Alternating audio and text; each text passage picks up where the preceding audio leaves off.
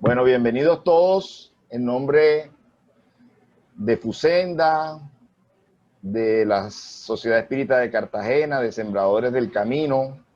Hoy nos acompaña también Héctor, Rosalba, en fin. Realmente hay una representación de los grupos espíritas de Colombia.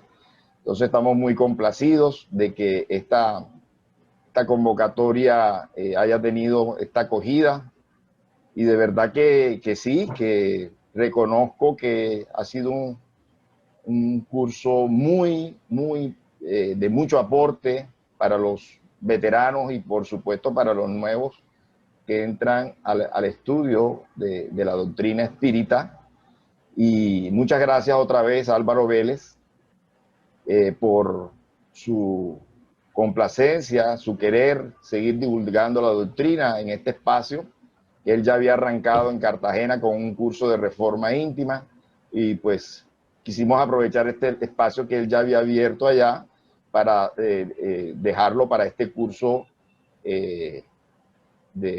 básico de doctrina espírita, que no tiene ninguna pretensión particular, sino que es un sentir y un querer de todo el espiritismo colombiano y, por qué no, el espiritismo en todo el mundo. Entonces, sin más, vamos a empezar, como toda reunión espírita, con la oración. Así que pedimos a ese mundo espiritual superior que se une cada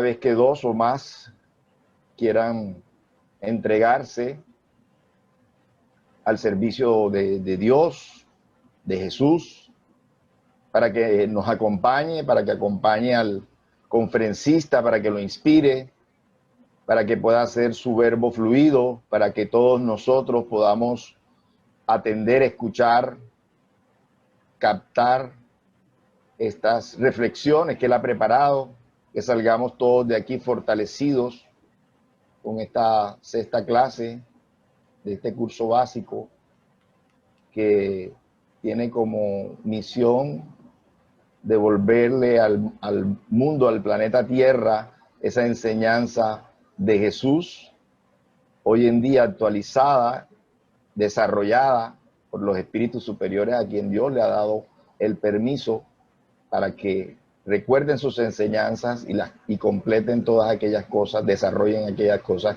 que Él en su tiempo no pudo desarrollar. Entonces, Señor, gracias por tu presencia, por tu asistencia, y que pueda darse esta reunión sin ningún tipo de dificultad. Gracias, y que así sea. Álvaro, tienes la palabra. Gracias a Fusenda y a todos los demás participantes por acompañarnos en esta clase número 6 del curso básico de Doctrina Espírita. Y como podemos ver, en esta oportunidad vamos a desarrollar este importante tema básico para que nosotros los espíritas lo tengamos siempre bien claro y nunca lo olvidemos, de los tres aspectos básicos de la doctrina espírita, tal como lo estableció Allan Kardec desde su primer libro, el Libro de los Espíritus. Y acostumbro a repasar algo de las charlas anteriores, porque tratándose de un curso, lógicamente no se justifica que haya una desconexión de una clase con otra, ¿no? Que las temáticas tienen que ir entrelazadas, y es bueno entonces retrotraer, así sea brevemente, en la siguiente clase algo de lo que vimos en la clase anterior, que fueron los fundamentos de la doctrina espírita, y que aparecen aquí en este listado, recordándolos brevemente: Dios, espíritu, evolución, reencarnación, ley de causa y efecto, mediunidad o comunicabilidad de los espíritus, pluralidad de mundos habitados y la ley de amor. Retomamos también las definiciones que tienen de Kardec sobre el espiritismo, que tienen que ver con el tema de hoy. Recordemos que en el libro ¿Qué es el espiritismo?, él escribió: el espiritismo es a la vez una ciencia de observación y una doctrina filosófica. Esta definición la hemos repasado en 3 clases sucesivas para de allí derivar el tema y ver el enlace que la doctrina espírita, como toda ciencia, es un sistema, y como todo sistema tiene que haber un lenguaje y un enlace articulado, ¿no?, de todos los elementos que le dan cohesión a nuestra doctrina. Es a la vez una ciencia de observación y una doctrina filosófica. Como ciencia práctica consiste en las relaciones que pueden establecerse con los espíritus. Recordemos que esta doctrina empezó desde el punto de vista fenomenológico, a través de la observación de los fenómenos mediúnicos, a los cuales Allan Kardec fue invitado desde 1954, 55, 1854, 55, 56 y 57, cuando ya publica el Libro de los Espíritus, con las primeras enseñanzas y orientaciones del mundo espiritual. Como doctrina filosófica, indudablemente, afortunadamente, Kardec, por su formación cultural, científica, pedagógica y humanista, estableció entonces que el espiritismo es una doctrina filosófica con consecuencias de tipo moral, que se desprenden de semejantes relaciones. ¿Cuáles son las relaciones? Las relaciones con el mundo espiritual.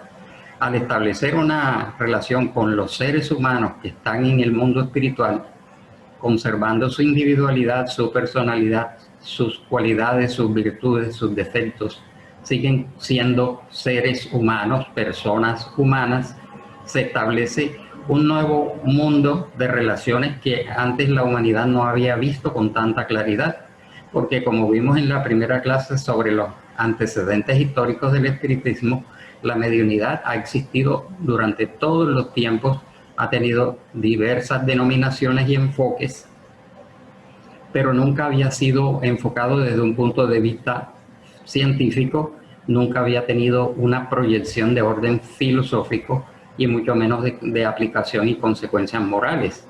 Vimos algunos personajes que ya habían tenido relaciones con el mundo espiritual en su calidad de sensitivos y de mediums, y habían colocado en unos libros sus experiencias, mas no le dieron un carácter estructural como encontramos en la doctrina espírita, una organización, una finalidad profunda, y que además esas enseñanzas colocadas en los libros de Manuel Swedenborg, de Andrew Jackson Davis, de Mesmer y Luis Alfonso Cañet, que fueron los 4 antecesores del espiritismo, que desembocaría en el espiritualismo moderno.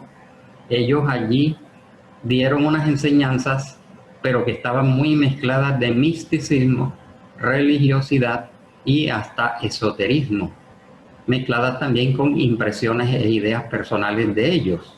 Sin embargo, la doctrina espírita con Kardec encontramos que es una doctrina impersonal, liberada del dogma, del mito y del misterio. Los 3 aspectos del espiritismo se derivan de estas frases. Por ejemplo, en el Libro de los Espíritus, el espiritismo se presenta con 3 aspectos distintos, a saber, el hecho de las manifestaciones, los principios filosóficos y morales que de ellas emanan y la aplicación práctica de tales principios. Aplicación práctica tanto en el sentido fenomenológico como en el sentido vivencial. Por lo tanto, normalmente nos hemos acostumbrado a esta imagen, los 3 aspectos básicos del espiritismo, y aunque haya alguna disparidad de criterios, porque en algunas corrientes espíritas del movimiento espírita internacional hablan de ciencia, filosofía y religión. Sin embargo, lo más aceptado y lo más universal es ciencia, filosofía y moral. El espiritismo como ciencia, partamos de esta base. Es ciencia porque emplea la lógica, la razón, el sentido común. Es por lo tanto una ciencia positiva, como el mismo Allan Kardec lo dijo. El espiritismo es una ciencia positiva que sigue y aplica el método científico. Es positiva porque se basa en observaciones, en comprobaciones, en demostraciones, en la investigación desde un punto de vista efectivamente metodológico. Investigación científica de los fenómenos mediúnicos y de las realidades espirituales. como vamos a ver, porque normalmente creemos que es ciencia porque se investiga la comunicabilidad de los espíritus. Sin embargo, el espiritismo tiene varios campos de investigación y algunos de ellos están bastante descuidados o están incipientes. Vimos también en una de las clases que el espiritismo ha recibido, sin quererlo y sin proponerse, aportes de otras disciplinas externas como la metapsíquica, la psicobiofísica, la parapsicología y en cierta forma la transcomunicación instrumental, y otros investigadores que en forma independiente, sin ser espíritas propiamente, investigaron temas como la reencarnación, investigaron el tema de la mediunidad y la desencarnación, la vida en el mundo espiritual, demostraciones científicas de la existencia del alma, los centros de fuerza, las energías del ser humano, sin ser propiamente vinculados a ningún tipo de creencia, doctrina o filosofía. Entonces el espiritismo observa los fenómenos, los compara, fue la ruta que siguió Allan Kardec, los analiza y remontándose de los efectos a las causas llega a la ley que los rige. O sea que poco a poco Allan Kardec fue encontrando que habían unas leyes de carácter espiritual que regían estos fenómenos, esta comunicabilidad y la acción positiva o negativa que los espíritus podían ejercer de acuerdo a su naturaleza moral e intelectiva, ¿no? Después deduce las consecuencias y busca las aplicaciones prácticas o las aplicaciones útiles. Estamos repasando estas definiciones como base para la clase de hoy. Entonces el espiritismo no es como algunos dicen, es una doctrina dogmática, cerrada, que no acepta aportes, no investiga por otro lado. El espírita tiene que ser abierto. El espírita no se puede cerrar solamente a los libros de la doctrina espírita. El espírita tiene que estar al tanto de lo que está pasando en los laboratorios, en la estación espacial, podríamos decir, en los descubrimientos de la radioastronomía, informarse sobre la física cuántica, para estar actualizados, ya que eso era lo que hacía Allan Kardec. Kardec dice que él no partió de ningún sistema preconcebido, pensaba libremente, era muy abierto, muy estructurado. Como vimos, pertenecía a más de 12 instituciones de ciencia, arte y cultura en Francia, instituciones, asociaciones académicas. Era un hombre universal y a la vez era un hombre que se podría decir hasta cierto punto escéptico y muy analítico. De esta forma, durante 3 o 4 años, él se dedicó a investigar los fenómenos de la comunicabilidad de los espíritus antes de lanzar una doctrina, una hipótesis o una teoría. Y él indicó el camino del espiritismo como ciencia al decir que el espiritismo, primero, no lo decía todo, no lo abarca todo, porque eso sería caer en el dogmatismo y en el fanatismo, sino que como toda ciencia debe estar abierta a los aportes que la propia ciencia general puede hacer al espiritismo, y que si alguna vez la ciencia descubría algo que estaba en desacuerdo, digamos, con las afirmaciones de la doctrina espírita, habría que ajustar la doctrina espírita en ese punto. Entonces, la doctrina espírita tiene que seguirse construyendo, tiene que ser evolutivo y de actualizaciones permanentes. Además de que el espírita, como persona, debe estar al tanto de lo que pasa en el mundo, las noticias, no encerrarnos en nuestros centros espíritas, no encerrarnos en la codificación, estar atento a los avances de la ciencia e ir tomando elementos que desde el punto de vista científico pueden encajar dentro de la doctrina, sin que esto quiera decir que haya que cambiar los libros que dejó Allan Kardec. Y veamos muy brevemente los distintos campos de investigación de la ciencia, que partió de la ciencia espírita, que partió del estudio y el análisis de la mediunidad, y por supuesto la comunicabilidad de los espíritus a través de estas facultades. Pero indudablemente también ha investigado y puede seguir investigando los fenómenos anímicos, aquellos en donde no hay comunicación de un espíritu, distinto al alma propia del medio, ¿no? Por ejemplo, fenómenos como el desdoblamiento, como la evidencia, los fenómenos como fenómenos telepáticos y otros elementos, otros tipos de fenómenos en donde toma parte activa el alma del propio medium o de la propia persona, ¿no? Como el sonambulismo y otros fenómenos, el sonambulismo anímico, ya que hay un tipo de sonambulismo en donde puede haber intervención de los espíritus. Este es un campo bastante complejo, ¿no? El espiritismo, pues ya no se dan esas ectoplasmías, fenómenos de efectos físicos como en aquella época, en el siglo XIX y principios del siglo XX, en donde abundaron los fenómenos de efectos físicos, las materializaciones ectoplásmicas, las apariciones tangibles, el aporte y la desmaterialización también. Hubo algunos fenómenos de desmaterializaciones parciales y que hoy en día ya no están a la disponibilidad por diversas razones. Se han ensayado, digamos que diversas explicaciones de por qué hoy no se dan materializaciones. Se dan apariciones fugaces, apariciones tangibles que han sido fotografiadas por cámaras digitales, videos, cámaras de vigilancia y otro tipo de fenómenos. Y del estudio de estas ectoplasmías, recordemos que nació la metapsíquica, en donde algunos investigadores que se acercaron al espiritismo, algunos para combatirlo, para negarlo y otros para desenmascarar a unos mediums, terminaron convenciéndose de que la personalidad humana seguía viviendo después de la muerte del cuerpo físico. Pasaba a la dimensión espiritual y desde allá podía comunicarse y producir fenómenos y producir acciones benéficas y en algunos casos acciones obsesivas o perturbadoras.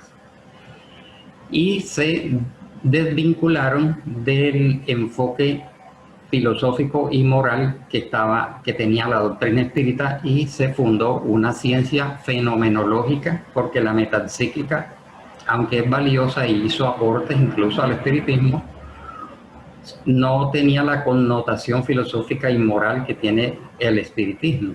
Y la metapsíquica quedó olvidada. Hizo sus aportes en un momento importante de la historia de este movimiento en Europa. Dejó muchas pruebas fotográficas e instrumentales de la acción de los espíritus y después ha quedado allí detenida. Entonces, en el espiritismo se estudia, por ejemplo, la constitución del ser humano, del ser humano, cómo está constituido, y que nosotros decimos espíritu, periespíritu y cuerpo físico. Es importante y ojalá algún gremio, algún grupo de personas investigadoras desde el espiritismo pudieran seguir investigando al respecto de la constitución energética del ser humano. Y más que todo se han basado en los libros de André Luis, en donde utiliza algunos términos. Por ejemplo, en lugar de decir periespíritu, puede decir psicosoma. André Luis habla, por ejemplo, del campo mental y de otros niveles energéticos que entran dentro de la constitución del ser humano. Allí la investigación del periespíritu parece estar un poco detenida. El estudio de los centros de fuerza, investigadores independientes del espiritismo lo han estado haciendo. Las energías que emite el ser humano, conformando la llamada aura, o otros dicen las auras, que son una mezcla de energías que emanan de la mente, del sentimiento y otro tipo de fluidos o energías que emite el alma y el cuerpo físico, que se mezclan en una sola imagen, pero que es un campo de investigación muy importante que puede seguirse realizando desde el punto de vista científico.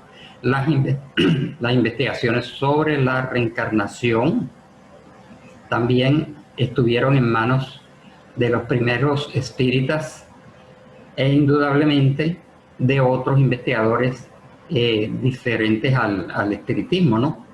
Que hicieron importantes descubrimientos, aportes, comprobaciones y dejaron libros en donde detallan todas sus investigaciones al respecto de casos comprobados de reencarnación. También otro campo de investigación puede ser el estudio de la dimensión espiritual. Hasta ahora nos hemos quedado con los aportes de André Luis y sus obras, y contenidas estas enseñanzas en el libro No Solar, Nuestro Hogar, o la vida en el mundo espiritual. Los efectos de la aplicación de las energías, la bioenergía, la fluidoterapia, los pases. Y hay otro campo de investigación de la Asociación Médico Espírita Brasileña y de la Asociación Espírita Internacional sobre la epífisis como la glándula de la vida mental. Otro aporte que llega a nutrir, ¿no?, al campo de la investigación espírita es el campo externo de la transcomunicación instrumental, cuando a partir de Frederick Jurgenson se empezaron a obtener las primeras comunicaciones de espíritus a través de grabadoras. Después se ha sabido que no fue Frederick Jurgenson hacia 1959 el primero en haber grabado voces de espíritus, sino que antes de él, mucho antes de él, ya habían otros intentos y otros logros. Posteriormente, ahí vemos la imagen representativa del investigador letón Konstantin Raudive, que desarrolló unos aparatos mucho más sensibles para grabar voces de espíritu. Arriba a la derecha vemos la imagen de George Smith, ingeniero e inventor norteamericano, quien desarrolló el aparato del Spiricon. Vemos una foto allí del Spiricon en la mitad a la izquierda.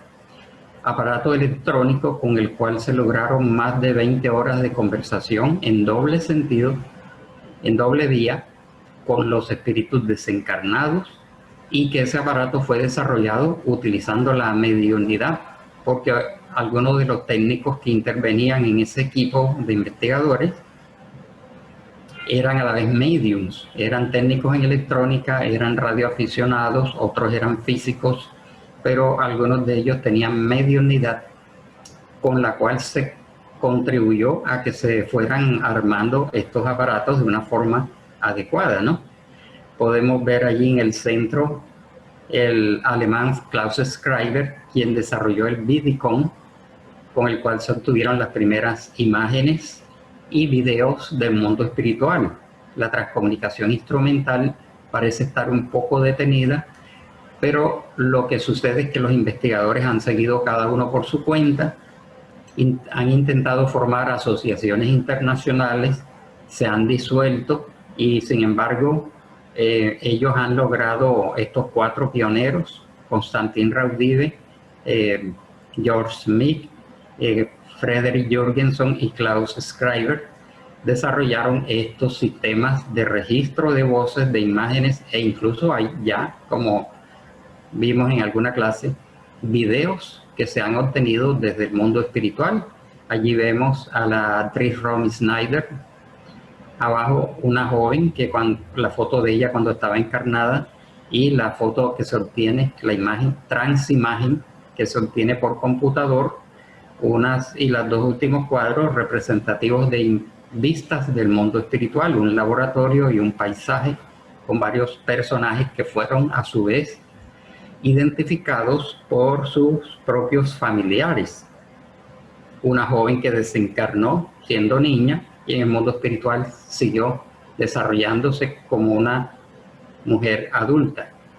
Entonces, todo esto da un campo de investigación que, aunque no es exactamente espírita, proporciona una comprobación a las afirmaciones de la doctrina espírita al respecto de la vida semimaterial en el mundo espiritual. Como ya otros investigadores, otros escritores antes de Kardec, después con Kardec y posteriormente, cuando nos dicen que la vida en el mundo espiritual se desarrolla con una energía, con elementos, naturaleza, aparatos, edificaciones, paisajes, elementos vegetales y animales y seres humanos, por supuesto, y muchos elementos construidos con materia mental, con materia propia del mundo espiritual, describiéndola a ellos como un mundo semimaterial. Como filosofía, podríamos decir que podemos repasar aquí algunas definiciones de lo que es la filosofía, ¿no? Por ejemplo, la filosofía como reflexión racional sobre la realidad o sobre la totalidad de lo existente. Existen muchas definiciones de lo que es la filosofía, pero que a medida que la vamos viendo, vamos encontrando su conexión con lo que es la doctrina espírita, porque la doctrina espírita es una reflexión racional sobre la realidad espiritual, porque lo espiritual hace parte de todo lo existente. Búsqueda de la verdad de lo existente, búsqueda enamorada de la verdad, porque nosotros, como estudiosos de la doctrina espírita, lo hacemos con amor, con interés, con esperanza, como un idealismo de conocer todos esos horizontes que escapan al mundo material, ¿no? Y por supuesto, con el tiempo, los pasos que señaló Kardec hasta nuestros días deben ser unos pasos rigurosos para encontrar la verdad o la realidad de la realidad espiritual del ser humano, ¿no? Y que se aspira a que algún día todos estos conocimientos sean universales. ¿Por qué? Porque la existencia de Dios, la existencia del alma o espíritu, la comunicabilidad, la reencarnación, la vida en el mundo espiritual, todos estos elementos son de carácter universal, no son propiedad de la doctrina espírita, pero la característica importante es que la doctrina espírita los aborda desde un punto de vista más racional y procura ser riguroso al respecto.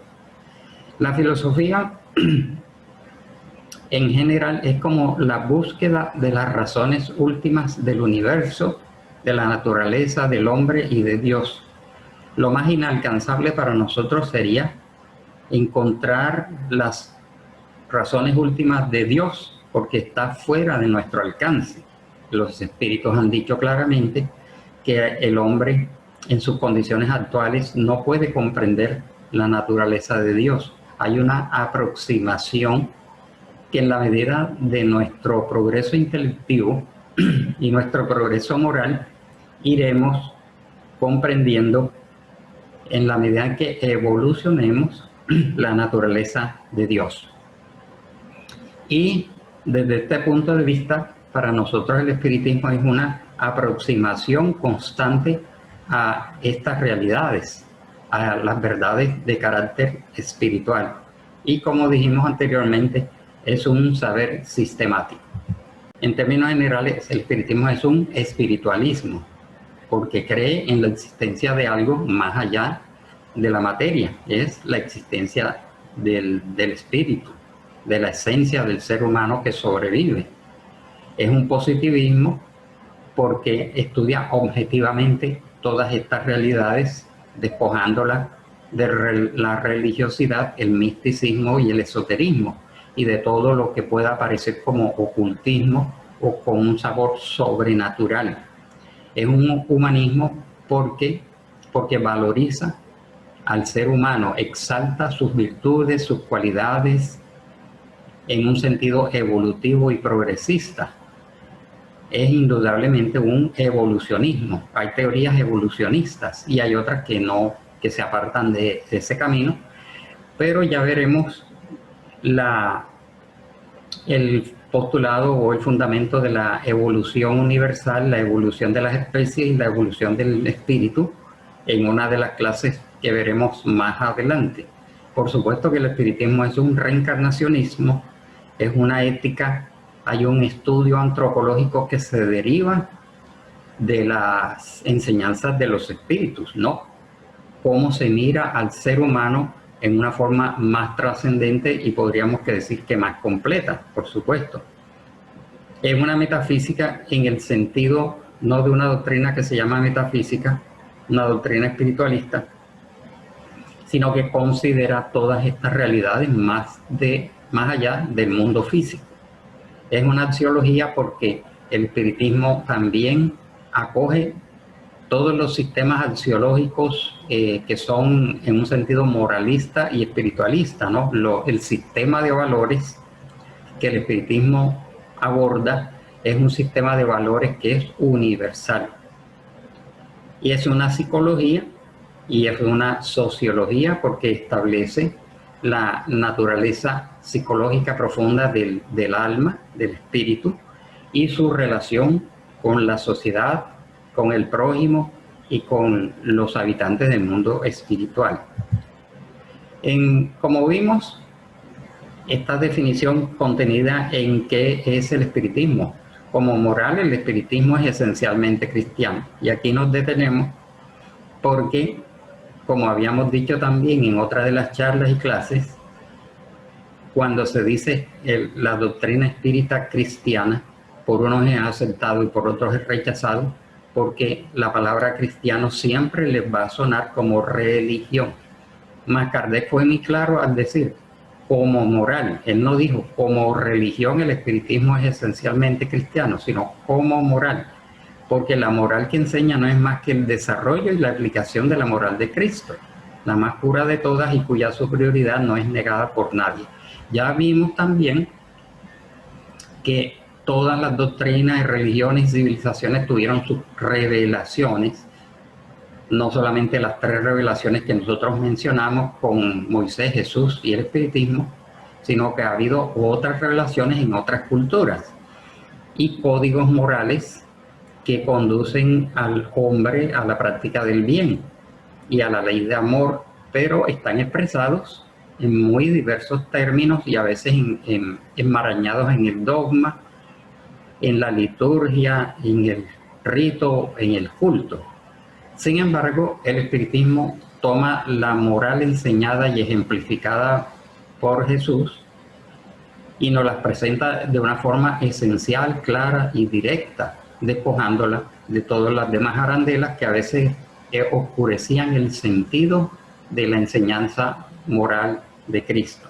En ese sentido, se puede decir o se dice que el espiritismo es cristiano, mas no, repito, en un sentido religioso. Los principios morales contenidos en el espiritismo están basados en la moral de Jesús en su más pura y profunda expresión.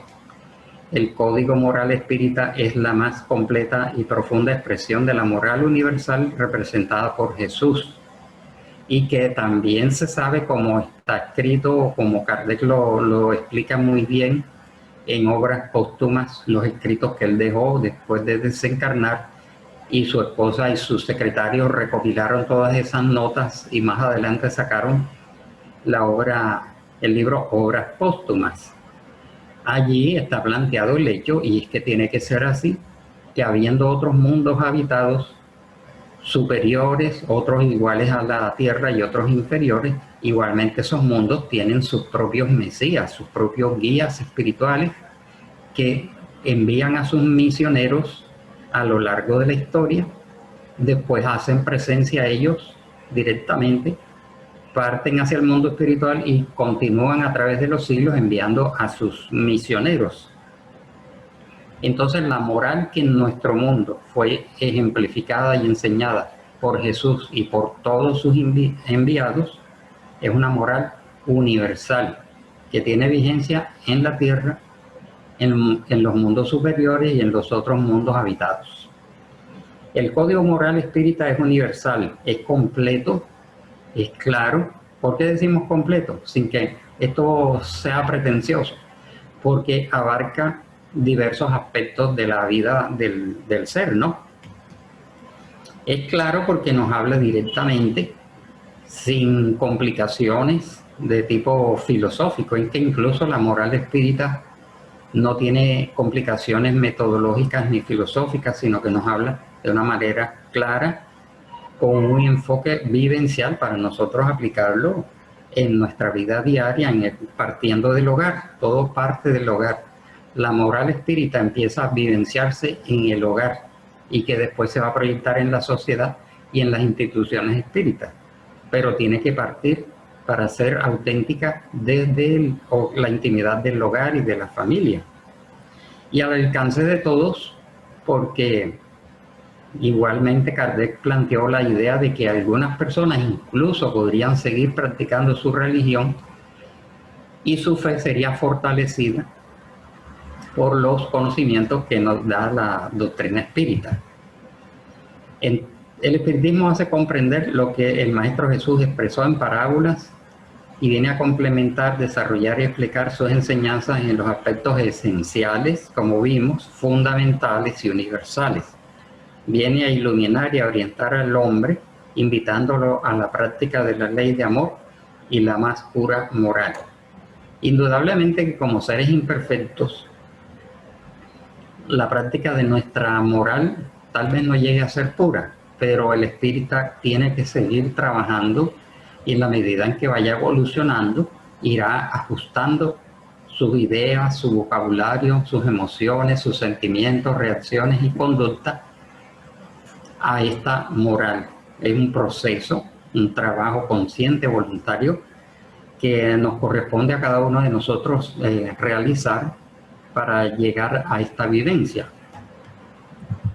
Y como resumen, esta lámina que es muy ilustrativa, que dice que el espiritismo como doctrina es informativa, porque primero llegamos a las instituciones espíritas o leemos un libro y adquirimos una información de lo que estas obras contienen, ¿no? Es informativa, nos ilustra respecto de las realidades espirituales y poco a poco nos va esclareciendo sobre aquellas creencias, doctrinas, religiones, sistemas de creencias que teníamos al respecto de lo espiritual, pero que no eran claras, no eran objetivas, no tenían un fundamento, sino que eran como artículos de fe. La fe ciega. El espiritismo nos da una fe razonada, sustentada y fundamentada, porque ya hay algo de que se pueda demostrar. Existen muchas doctrinas y filosofías espiritualistas, pero casi todas son de carácter teórico, no presentan un hecho, no presentan una foto, una comunicación, un mensaje, una demostración. Entonces se quedan en el campo de las teorías y de las hipótesis, aunque puedan ser respetables y valiosas, y sus sistemas morales sirvan para hacer de sus seguidores hombres de bien. Pero el espiritismo, al hablarnos claramente, es por lo mismo esclarecedora y educativa. Es fácil comprender que al tener nuevos elementos de carácter espiritual y de carácter moral, con una sustentación, viene como un nuevo elemento de educación de almas. Y eso es bastante valioso. Nos orienta al respecto de las inquietudes, las preocupaciones, las dudas, las incertidumbres. Al saber que nada muere, que la muerte no existe, que lo que muere es el cuerpo y el alma sigue viviendo, vamos al mundo espiritual, a la casa espiritual, regresamos y allá nos vamos a reencontrar con la familia y con los seres queridos, es consoladora. Y también, si somos conscientes de errores y desviaciones y equivocaciones que habremos cometido, sabemos que tenemos, por justicia divina, por misericordia divina, nuevas reencarnaciones en donde podremos resarcir los errores y equivocaciones. Por eso entonces es consoladora, es esperanzadora y por supuesto que es comportamental, porque si tomamos la doctrina espírita en sus elementos filosóficos y morales, indudablemente va a servir para nosotros ir mejorando nuestra conducta, nuestro comportamiento, nuestro diario quehacer en todos los ámbitos del comportamiento humano y social, ¿no?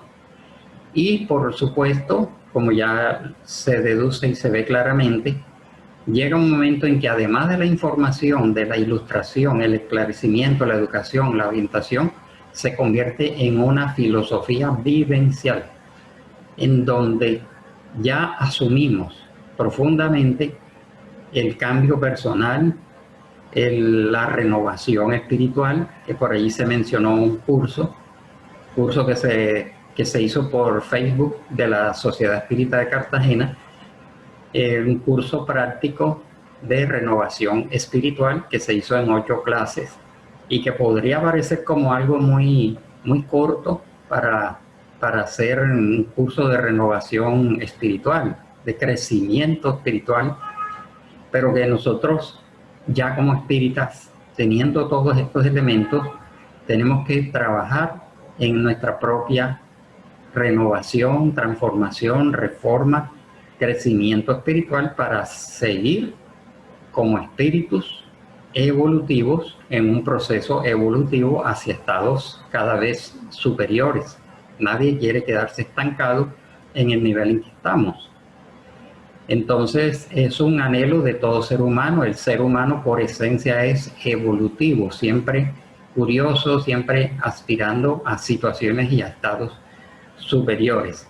Y habíamos dicho en otra de las clases que el espiritismo no tiene las características propias de lo que es una religión en sí.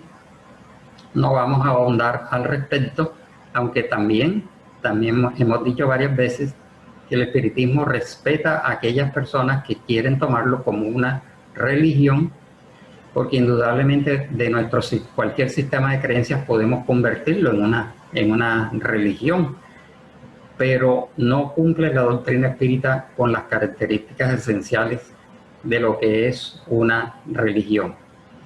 De esta manera, en las próximas charlas ahondaremos un poco más, ¿no?, al respecto de estos elementos, al respecto de la ciencia espírita y la moral espírita. Vivencia de la moral espírita es otra de las clases importantes, que ya lo hicimos como conferencia en el Encuentro Caribe Espírita, que se realizó hace poco por vía virtual también, y que basándonos en la codificación, en las obras de André Luis, de Manuel, de Juana de Ángeles, el libro Camino Recto de León Denis, el libro Conducta Espírita de André Luis, se configura cuál es la vivencia de la moral espírita en nuestras vidas. De esta manera concluimos la clase de hoy y disponemos de un tiempo para intervenciones. Muchas gracias.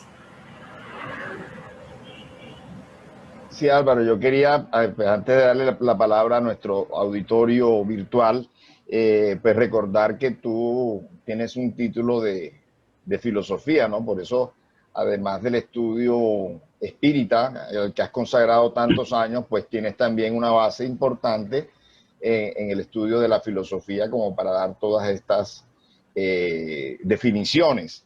Otra cosita que quería aportar es, bueno, una frase que mencionó Kardec y que creo que viene al caso para el tema. Él dijo que el espiritismo hace las 3/4 partes del camino para que las personas regresen a la iglesia, ¿sí? Por la fe que da, por las bases sólidas en la fe que da, que depende de la iglesia el que las personas se queden, ¿sí? Y esto lo digo también porque me ha pasado acá en este caminar ya con Fusenda, en esta nueva etapa de Fusenda, me ha pasado que hay personas que han asistido muy juiciosos varias semanas, algunos más de varios meses, y un día se despiden y dicen, ¿sabes qué? Muchas gracias, Estoy totalmente de acuerdo con todo lo que se ha dicho acá, pero a partir de ahora voy a asistir, a partir de ahora voy a asistir con mi esposa a la iglesia, ¿ya? Porque realmente el espiritismo le devolvió la credibilidad a eso en lo que él creía de pronto primitivamente, sin ninguna base. Y un caso de esta semana también, una persona que dijo que cuando empezó a asistir, pues había empezado como un proceso íntimo, pero que ya en este momento estaba maduro en ese proceso íntimo, que le sirvió mucho el conocimiento, pero que no iba a regresar, que iba a continuar con ese proceso de interiorización, de búsqueda interior, y también que estaba muy agradecida, pero no, hay personas que no se van a quedar, no se van a quedar. Entonces quería precisamente aportar eso porque tiene que ver con esa frase de Kardec de que el espiritismo hace las 3/4 partes para que las personas regresen a la iglesia, que depende de la iglesia que ellos se queden. Sí, indudablemente en nuestra institución también hemos tenido casos de personas de la iglesia que asisten a las conferencias, hacen preguntas, reciben pases, reciben un esclarecimiento, un apoyo y siguen asistiendo y sin embargo también van a su culto, ¿no? A su religión. O algunos se apartan de la institución, otros siguen yendo. Es decir, hay distintos caminos, distintas expresiones e indudablemente el espiritismo les da un fundamento en su propia creencia. Bueno, listo. Ahora sí está abierto el micrófono para los amigos, hermanos que quieran preguntar, dar un aporte. A ver, me gustaría dar un aporte. Claro que sí, Héctor. Bueno, Álvaro, a todos los compañeros, mucho gusto. Soy Héctor Ocampo de Cali. Mi concepto sobre la palabra religión es un tanto diferente a la que estoy escuchando, porque de pronto estamos confundiendo la palabra religión con religiosidad. Indudablemente, la doctrina espírita no es una religiosidad. En realidad, la doctrina espírita es una moral, es una ciencia, es una filosofía. Nace en una época donde la ciencia tenía una fortaleza muy grande, pero noto que después del libro de los Sumerios aparece el Evangelio según el Espiritismo, y precisamente en el capítulo primero, lo primero que aclara Allan Kardec, que es cuando la ciencia y la religión se unan, y habla de las dos palancas que mueven el mundo, la ciencia y la religión, no dijo la ciencia y la moral. Pero por eso digo yo, la religión es el acto de religarse con Dios, no pertenece a una religiosidad. Porque hay religiosidades que no enseñan religión, a la hora de la verdad no la enseñan. No nos enseñan a religarnos con Dios. La ciencia espírita nos enseña las leyes universales. Y además de las leyes universales, nos enseña el ejemplo de Jesús y nos lo explica. Y ya aplicarlo, en ese momento que aplicamos, sin la caridad no hay salvación. En el momento en que ayudamos a nuestro semejante, en el momento que puede ser un semejante encarnado o desencarnado, en el momento en que estiramos nuestra mano con el ejemplo, omitiendo una mala opinión, perdonando, ayudando, en ese momentico nosotros nos estamos ligando y del mundo superior también estiran la mano para nosotros y se forma esa cadena de fraternidad. A eso es lo que yo llamo religarse, religión. No religiosidad, que es muy diferente. Ahora, las religiones es otra cosa. Son las que conocemos. Además tenemos pánico. Pánico porque yo me acuerdo que en una oportunidad a mí me tocó que volver para poder subsistir a trabajar con una empresa muy grande de Colombia a nivel comercial. Y una de las maneras de mejorar sus ventas en los almacenes que eran muy grandes, pues yo les dije, pues traigan las misas para acá. Ustedes saben que el 50% de Colombia es católico, tráiganlas para acá. Y empecé a implementar esas misas, pero yo nunca cobré por una misa de esas. Lo hacía con el mayor cariño para que la gente disfrutara su misa. Pero yo nunca dejé de ser espírita, ¿me entiendes? Porque yo no creo en los dogmas, ni en los ritos, ni nada, en ese tipo de cosas. Yo aprendí a amar a Dios en el espíritu. Entonces tenemos una confusión por la palabra religión. Religión es el acto de religarse a Dios. El otro problema también hay problemas cuando empezamos a cantar en los grupos espíritas. Ya van a meter cristianismo a eso. Es un problema psicológico. Yo como músico soy terapeuta de música. Cuando enseño canto, si hay algo que te ayuda a liberarte del estrés, que te mejora la circulación, que te llena de oxígeno, es una terapia de canto. Ahora, por ley de acción y reacción, cuando tú cantas algo bueno, tienes una reacción semejante. Cuando tú le cantas a Dios, se forman esas situaciones de vibración tan enormes, pero como decía San Agustín, cuando cantamos, oramos 2 veces, porque se concentran todos los pensamientos. Yo no sé si se ha notado que es muy difícil mantener el pensamiento cuando alguien ora, pero cuando tú cantas es muy difícil salirse de ahí porque tienes que estar, y si lo haces de corazón, te cuento que emites un sentimiento y un magnetismo muy grande y se forman esos fluidos que a mí me pasaba. Yo era administrador de un teatrino para 1000 personas, y ellos le prestaban el teatrino a todos los cultos, a los cristianos, a los católicos, y ellos eran recatólicos. Hasta a mí me lo prestaron una vez. Pero yo notaba que cuando los cristianos cantaban eso, se formaban unos fluidos hermosos y los veía caer. ¿Hasta cuándo llegaban los fluidos? Hasta cuando entraban los pastores a dar su prédica, y eso todo cambiaba, la vibración cambiaba totalmente. Pero esa es mi opinión sobre la palabra religión. Los invito a que miren el capítulo 1 del Evangelio según el Espiritismo, la unión de la ciencia y la religión, y Kardec explica muy bien de qué significa esa palabra. Además, también hay que tener en cuenta que cuando Kardec entra con el espiritismo, entra como ciencia. En ese momento la religiosidad están pues en un momento paupérrimo. La ciencia entra a prácticamente, el materialismo también le hace fuerza por el otro lado, y entra una ciencia espiritualista, una espiritual, a formar la otra fuerza. Era mi opinión. Gracias. Gracias. Álvaro. Sí, al respecto en filosofía no hay una unificación al respecto del origen de la palabra religión como religare, porque nos hemos acostumbrado a quedarnos con una sola definición de que religión se deriva de religare para encaminarlo a la religación de la criatura con Dios. Ojalá algún día tengamos la oportunidad de explicar las otras 3 definiciones o etimologías de la palabra religión, porque también para otros filósofos se deriva de religere, religere, y hay varias palabras parecidas. No hay en filosofía por lo menos no hay una unificación clásica. También me quería referir a que, como lo dijimos en la charla del fin de semana anterior, en Brasil, por ejemplo, hay sectores que ya declaran el espiritismo como religión. Tiene un inconveniente esta declaración. ¿Por qué? Porque las personas que están contentas en su religión no ven un objetivo ni una finalidad sólida para dejar su religión evangélica, católica, musulmana, lo que sea, cambiar su religión en la cual se sienten bien para entrar en la religión espírita, entre comillas.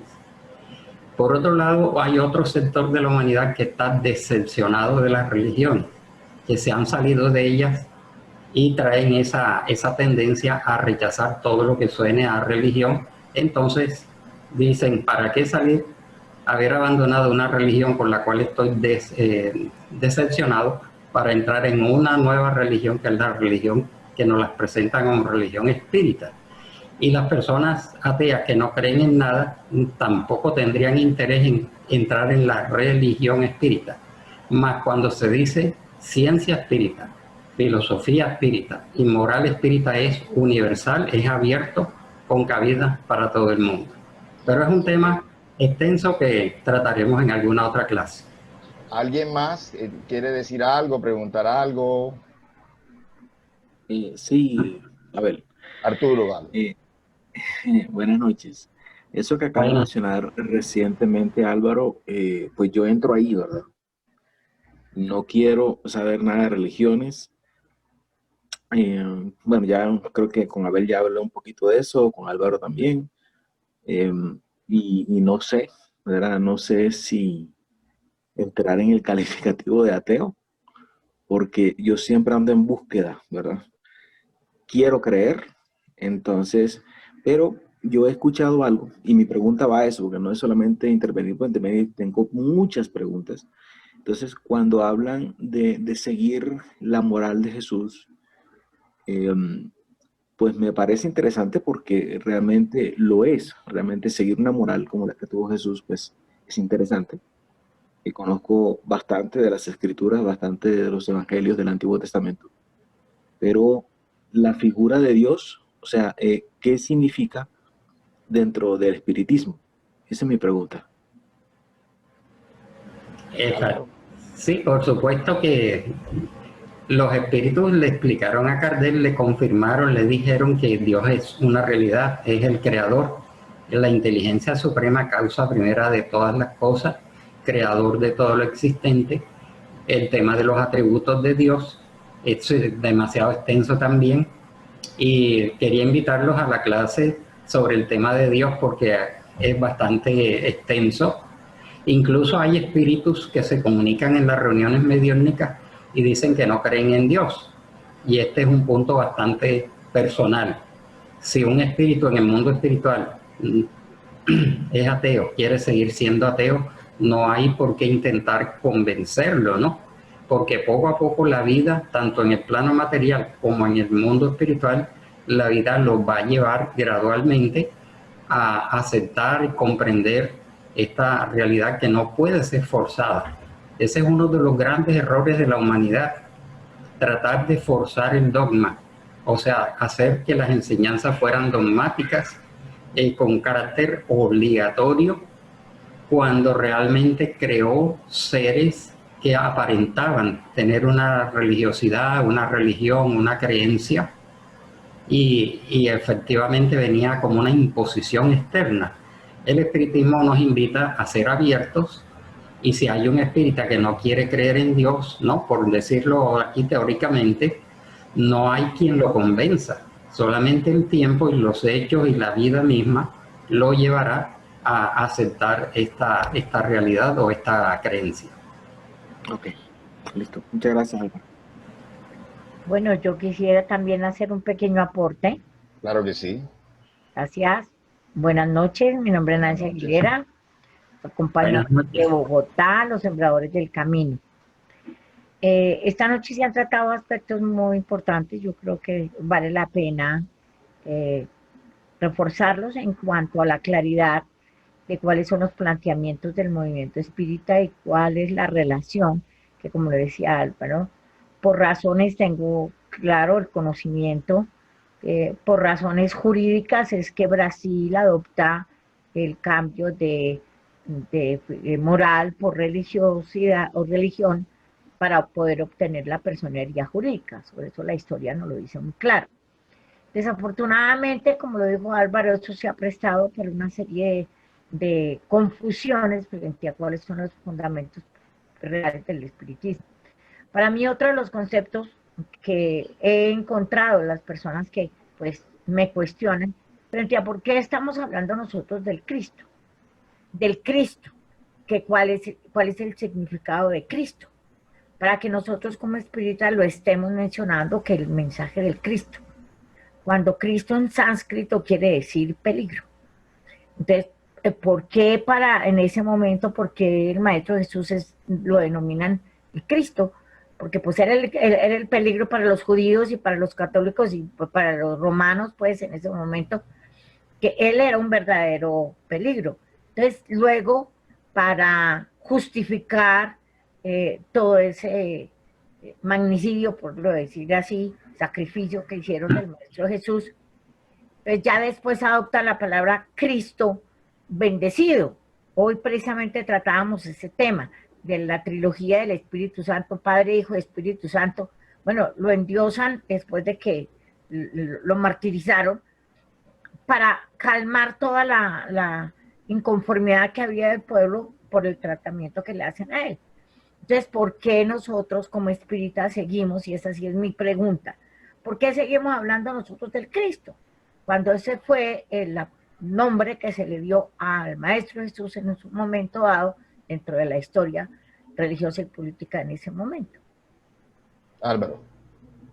Sí, ahí lo que sucede es que también pues sucede a todo esto que han aportado ustedes y que el tema es bastante extenso, es porque hay incluso espíritus que en sus obras que han dictado mencionan al Cristo, ¿no? La mayoría habla de Jesús, pero repito, la moral de Jesús es universal. En nuestro mundo se llama Jesús y en otros planetas tendrá otro nombre, pero es una moral universal y que no está emparentada íntimamente con el nombre de Jesús y es el nombre del guía, protector y conductor de nuestra humanidad. Pero su moral es universal, es aplicable en cualquier mundo habitado, con el nombre que se le quiera dar, ¿no? Es la práctica del bien, la ley de amor, la reforma íntima, el servicio al prójimo, el crecimiento espiritual. Esa es la moral de Jesús. La moral que no tiene nombre, se puede decir que no tendría nombre.